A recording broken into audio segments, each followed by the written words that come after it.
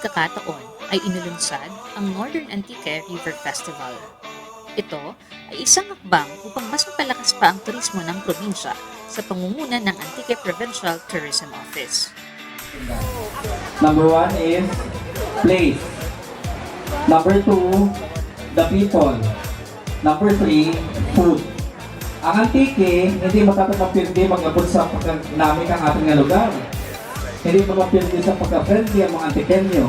Pero mag-abot sa food culture natin, because of 30 years of poverty or more, wala ka develop ang ating food culture para sa ating mga neighbors. With the help of the governor, we are launching such programs to identify kung ano yung mga food culture natin, kung develop ang food cultures sa Antique. So, in short, identify, promote our food culture, and the delicacy itself becomes a food destination.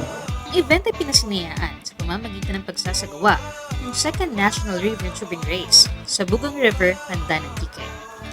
Sunundan ito ng tree planting activity, cleanup drive, at the Karaya Culinaria Cooking Challenge na naglalayong ipakilala at ipagmalaki ang mga Antique local dishes sa mga turista. Higit sa lahat ay idiniklara rin sa networking event ang kagustuhan ng probinsyang makilala bilang Native Lechon Capital of the Philippines.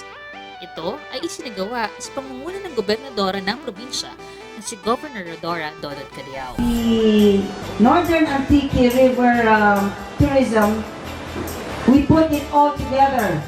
Food, river cleanliness, tree planting, drowning and life-saving seminar, and of course the enjoyment of our tubing and whatever it is that this beautiful river that runs to the northern part of our province that belongs to Antique can offer.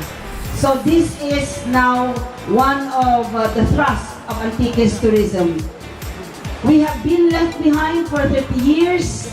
Boracay is now the major earner of dollars in the whole Philippines.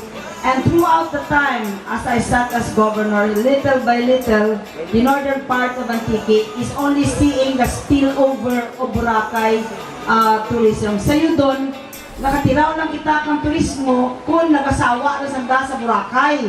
Amura na kung nga spillover lamang rin na nag-aabot tiya sa may atin nga probinsya para mag-agto. But this time, we are going to prove to tourists that not only Boracay is the gem of tourism in Region 6, but of course Antique, and said we need more effort, we need more beautiful ideas from the beautiful juices of our tourism people, and before we know it, we will be the center of what they call the natural tourism in the province of Antique. But before that, we hope of course given the unnatural tourism, because today we are going to declare Antique as the native lechon capital of the Philippines. Sa nasabing event ay sabay-sabay na tinikman ng mga Antiqueño at iba pang bisita ang masarap na Antique native lechon habang nagtatampisaw sa malamig na tubig ng Tibiao River. Ang ginawang aktibidad ay hindi lamang naglalayang mas palakasin ang turismo sa probinsya.